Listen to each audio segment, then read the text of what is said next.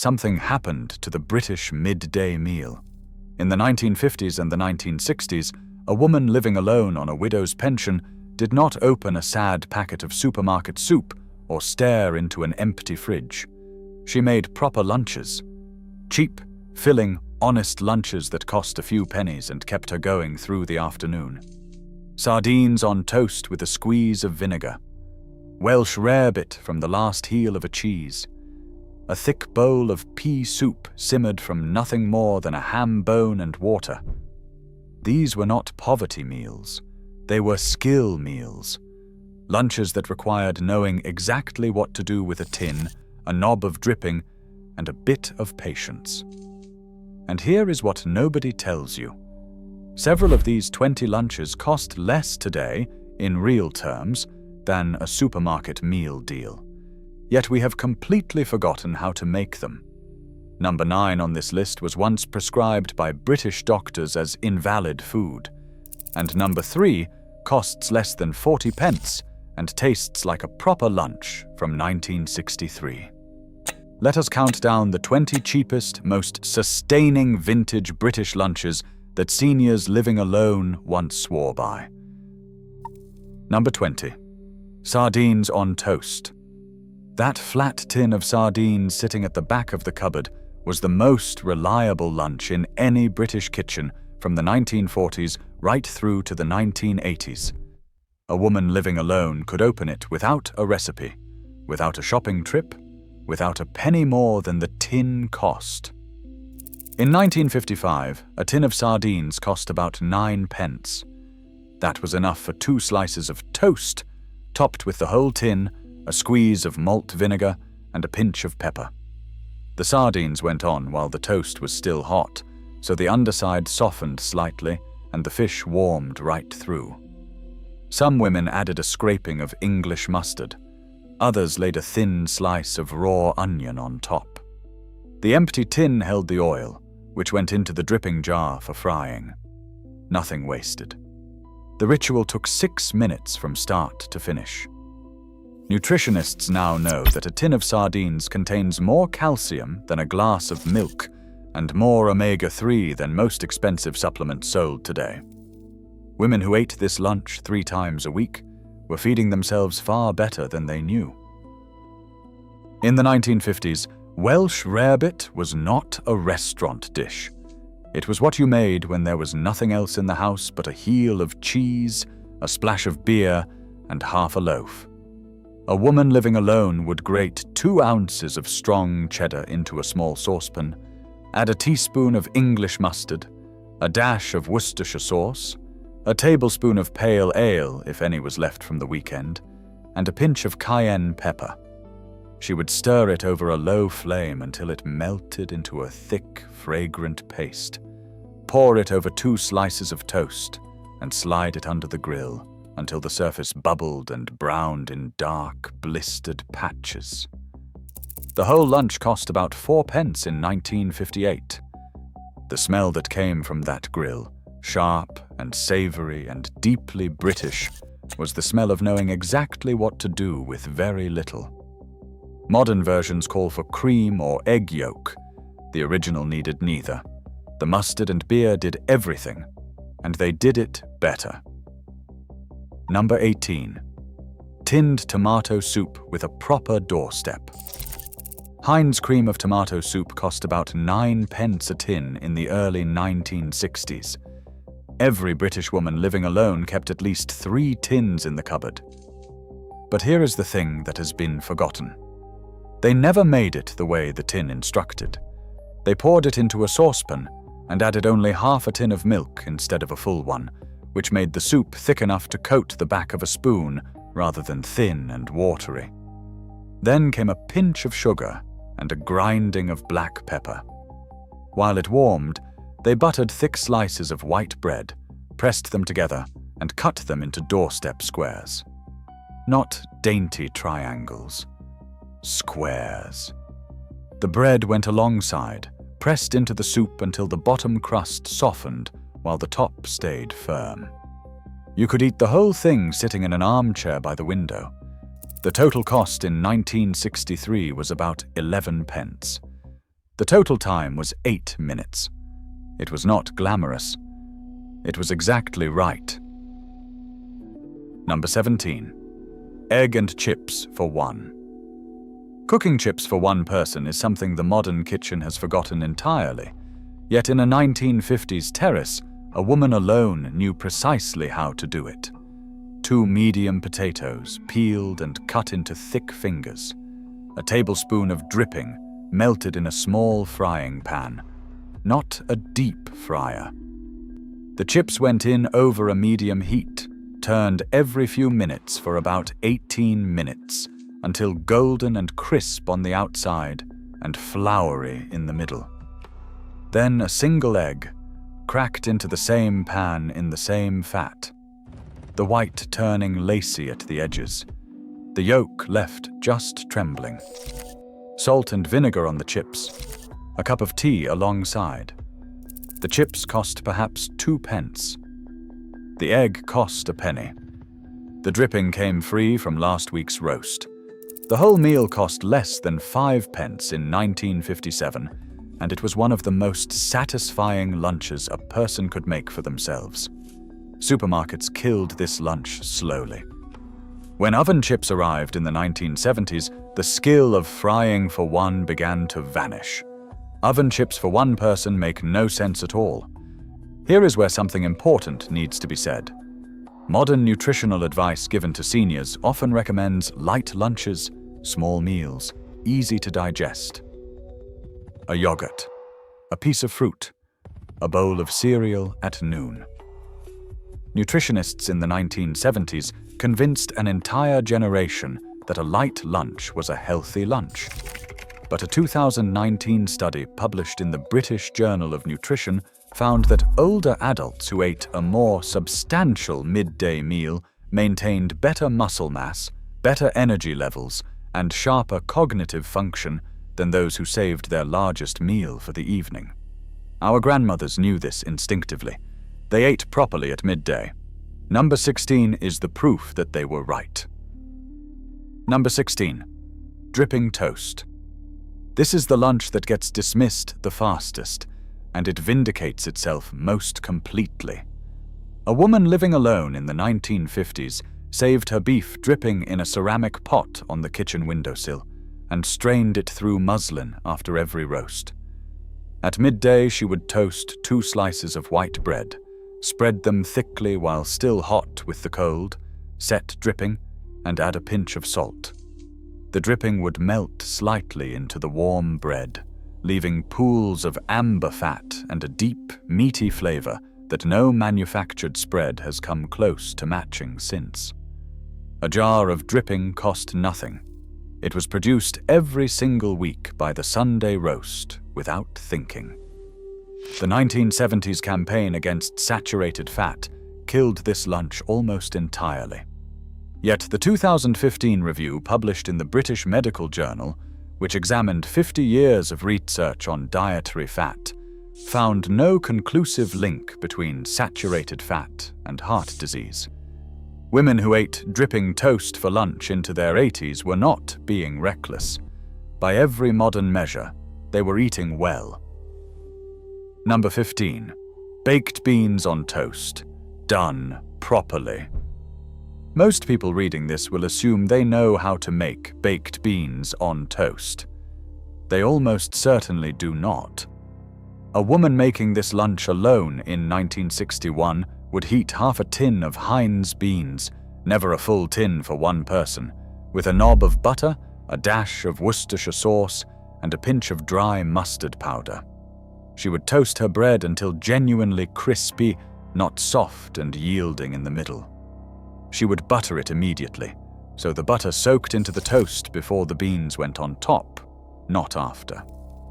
The beans would be slightly thickened from the extra cooking and the butter, clinging to the toast rather than pooling beneath it.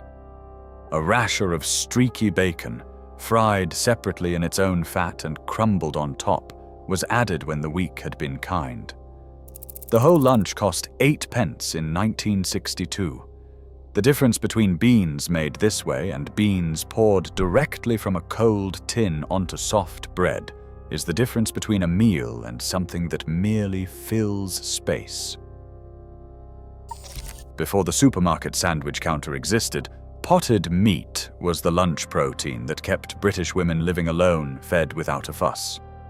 A woman would collect scraps from Sunday's roast during the week, mince them fine with a hand grinder fixed to the edge of the kitchen table, and pack the paste into small ceramic ramekins sealed with a thin layer of melted butter and a sprinkle of mace. By 1958, a quarter pound of commercially made potted meat cost about 5 pence at the butcher's counter. Spread thick onto warm crumpets, it made a lunch with genuine staying power. The crumpets' holes held the paste, and the butter underneath kept the bottom from going soggy. A cup of strong tea finished it. The butcher who made his own guarded the recipe like a family secret, each pot slightly different from the shop 2 streets over. Today, potted meat has nearly vanished.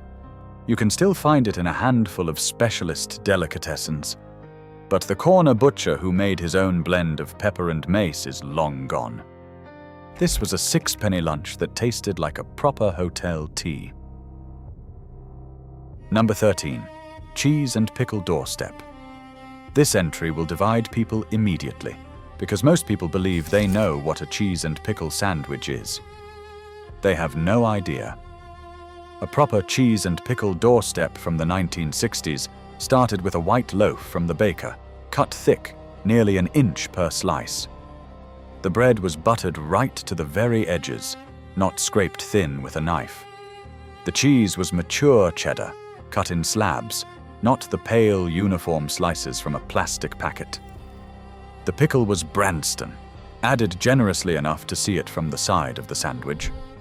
The whole thing was not cut in triangles.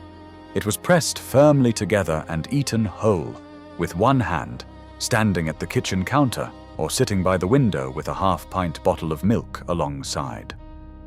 In 1963, this lunch cost about 6 pence at home.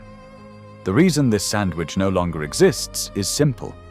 Sliced white bread cannot hold the weight. Modern loaves are too soft, too uniform, too thin.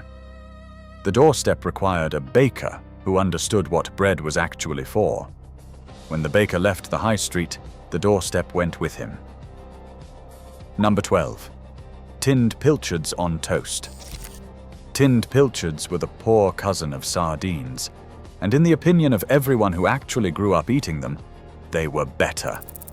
In the 1950s, a tin of pilchards in tomato sauce cost about 7 pence.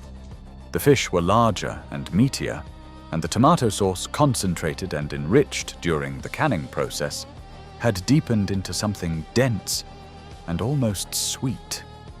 A woman alone would open the tin, mash the fish lightly with a fork, add a squeeze of lemon if she had one, and pile the lot onto hot buttered toast. The tomato sauce from the tin spread to the edges. 2 minutes under the grill, just to warm through and bubble at the corners.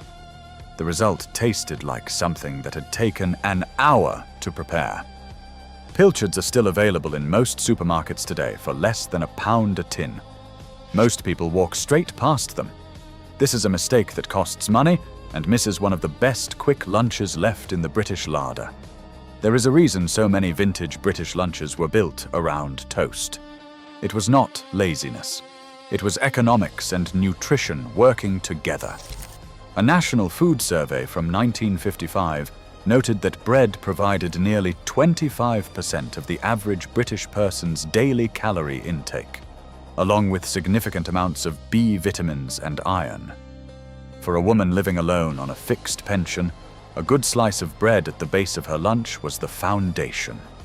It was the foundation that made everything else stretch further. The trick was never to eat the toast cold. Toast eaten cold is a different food entirely. It loses structure. The butter congeals. The topping no longer sits. Every lunch on this list that involves toast requires it to be made and eaten immediately. That is the one rule that cannot be broken. Number 11. Scotch broth from a neck of mutton. A neck of mutton cost about 1 shilling and sixpence in 1953. It was enough to make a pot of Scotch broth that lasted a woman living alone for 3 days of lunches. She would put the neck bone into cold water, bring it slowly to the boil, and skim the grey foam from the surface for 10 minutes until the stock ran clear. Then in went pearl barley, split yellow peas, diced carrot, swede, and leek. She would simmer the whole pot for 2 hours on the back ring of the gas cooker while the afternoon's business continued around it. The barley swelled, the vegetables turned soft and sweet. The stock turned thick and golden and deeply savoury. Eaten with bread on the first day, it was a broth. By the third day, warmed through and thickened further, it was almost a stew. The barley cost a penny. The vegetables came from the back garden. This was not poverty cooking. This was the knowledge that a stock pot, left to work slowly, is the most efficient kitchen tool ever devised. Number 10. Poached egg on toast with anchovy butter. A poached egg alone is a perfectly fine lunch, but what elevated it to a proper vintage British meal was the anchovy butter. A woman in the 1960s would buy a small tin of anchovy fillets for about sixpence, drain them, mash them with an equal weight of softened butter and a twist of black pepper, and keep the paste rolled in grease-proof paper in the cold box. Each day she could cut off a small knob. Spread onto hot toast just before the egg went on top, the butter melted quietly into the bread, and the anchovy dissolved into the fat, leaving behind a deep, savoury richness that made a single egg taste twice as satisfying and sustaining. The paste kept for 2 weeks. The egg cost a penny. The slice of bread cost a halfpenny. The anchovy butter cost perhaps a farthing per serving. This combination appeared in Victorian household guides and wartime Ministry of Food leaflets alike. That is a genuine loss. Number 9. Corned beef and pickle sandwich. Here is where things get interesting. Corned beef in the 1950s was not considered inferior food. It was reliable, affordable, and genuinely good when handled correctly. The trick that has been completely forgotten is this. A woman would open the tin the day before and chill the entire block in the cold box overnight. Cold corned beef slices cleanly. Warm corned beef crumbles into a useless heap.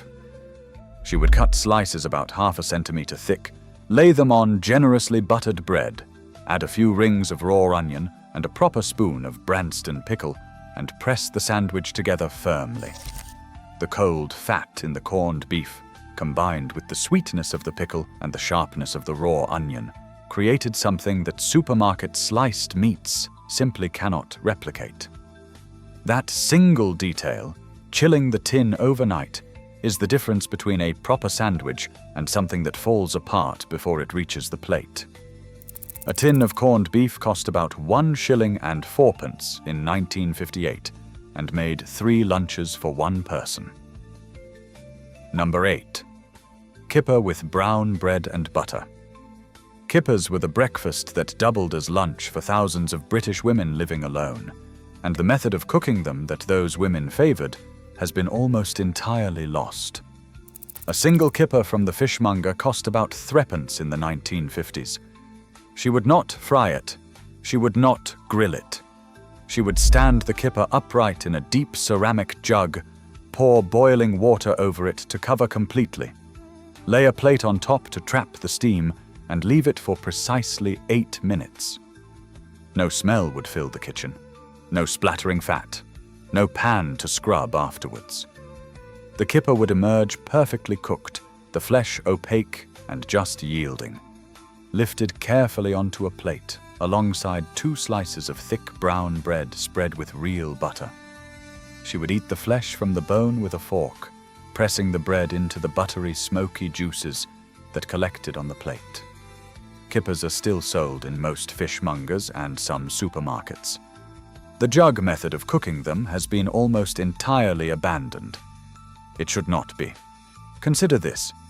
In 2024, a standard supermarket meal deal costs between £3.50 and £5. It typically contains a sandwich built from processed meat on bleached white bread, a packet of crisps, and a fizzy drink. Its nutritional value is modest. It keeps you going for perhaps 2 hours before hunger returns. Every single lunch in the upper half of this list costs less than £1 to make at home today. Everyone takes less than 15 minutes. Everyone keeps you going for 4 to 6 hours. The idea that cooking for one is too expensive, too much effort, not worth the bother for just yourself, is precisely that. An idea. One that was sold to a generation by convenience industries that needed those meal deals shifting. Our grandmothers, living alone on a widow's pension in a post-war terrace, ate better for less every single day of the week. Number 7. Pea and ham soup from a bacon bone. A bacon bone cost almost nothing. Sometimes it cost nothing at all. A woman would ask her butcher to save them, and most butchers did so as a matter of course, wrapping the bones in brown paper and setting them aside. She would put the bone in a pan of cold water with a halved onion, a bay leaf, and a handful of dried split peas that had been soaking since the evening before. She would bring it to the boil, reduce it to a slow simmer, and leave it for 2 hours on the back ring of the gas cooker while she got on with her morning. The bone yielded its smoky, salty essence into the liquid. The peas dissolved gradually into the stock. She would remove the bone, shred off every last scrap of meat still clinging to it, and stir those scraps back into the soup. One bowl of this, thick enough to stand a spoon in and eaten with a thick wedge of bread, was lunch and more. Made on Monday, it lasted until Thursday, deepening and improving with each day as the flavors settled into one another. The cost was negligible. The nourishment was complete. This is the lunch that kept a generation of British seniors in better health than any supplement advertised since. Number 6. Deviled kidneys on toast. This entry surprises people who assume kidneys are complicated. They are not. A woman alone in the 1960s could make deviled kidneys in 10 minutes for less than almost any other protein available. She would buy 4 lamb's kidneys from the butcher for 4p, halve them, snip out the white core with a pair of kitchen scissors, and toss them into a hot pan with a knob of dripping for 3 minutes, turning once, until just browned and still slightly pink inside. Then came a teaspoon of English mustard, a generous dash of Worcestershire sauce, a small splash of cream if it was available, and a pinch of cayenne pepper. 2 minutes more, poured hot over buttered toast. This is the lunch that Victorian gentlemen ate at their London clubs. It is the lunch that appeared in the pages of the Mrs. Beeton and in the diaries of housewives throughout the Edwardian era. It also costs less than 50p in ingredients today and takes 12 minutes from cold pan to table. Kidneys faded from the weekly menu because offal made a generation uncomfortable, a generation unused to knowing where their food came from. They deserve to return. Number 5. Cheese Dreams. The Cheese Dream is a fried cheese sandwich, and it is magnificent. A woman alone would butter 2 slices of white bread on the outside, not the inside, press them together around a filling of grated mature cheddar mixed with a few drops of Worcestershire sauce, and place the whole thing in a dry frying pan over a medium flame, pressing gently with the back of a spatula, turning once when the underside turned deep gold. The outside became crisp and colored like a crumpet. The cheese inside melted completely, fusing the bread into a single unified object. The Worcestershire sauce disappeared into the cheese during cooking, leaving no trace of itself except a savory depth that tasted like something far more complicated than it was. In 1959, a cheese dream cost about 3 pence in ingredients. It took 6 minutes. It was eaten straight from the pan, standing at the kitchen window with a cup of tea, looking out at the back garden. Students in university kitchens discovered this lunch in the 1970s and called it a toasted cheese sandwich, as if they had invented something. They had not. It was at least 50 years old. Number 4. Tomato on toast with sugar and pepper. This entry will provoke strong reactions. Either you grew up with this and you understand completely, or you have never encountered it and you are deeply skeptical. A woman would slice a ripe tomato thickly, lay the slices across hot buttered toast, and sprinkle each one with a small pinch of caster sugar and a grinding of black pepper. That is the entire recipe. The sugar drew the juice from the tomato, which ran down and combined with the melted butter on the toast below. The pepper cut through the sweetness and sharpened the tomato's own flavor. The tomato softened very slightly against the warmth of the bread. This lunch cost less than 2 pence in the 1950s and required no cooking beyond making toast. It worked because British tomatoes grown in summer, from back garden greenhouses and local market gardens, were genuinely good. Today's supermarket tomatoes, shipped unripe across a continent, do not work for this dish. Grow your own, or seek out a farmer's market in July, and you will understand exactly what this lunch once was and why it mattered. Number 3. Split pea soup with a knob of bacon. Not the same as pea and ham soup. Split pea soup is simpler and older. 4 ounces of dried split peas, a chopped onion, a carrot, a small knob of smoked streaky bacon, and a pint and a half of cold water. Simmer for an hour. The peas dissolve into a thick, golden soup that costs less than 60 pence to make today, freezes in individual portions, and reheats in 5 minutes.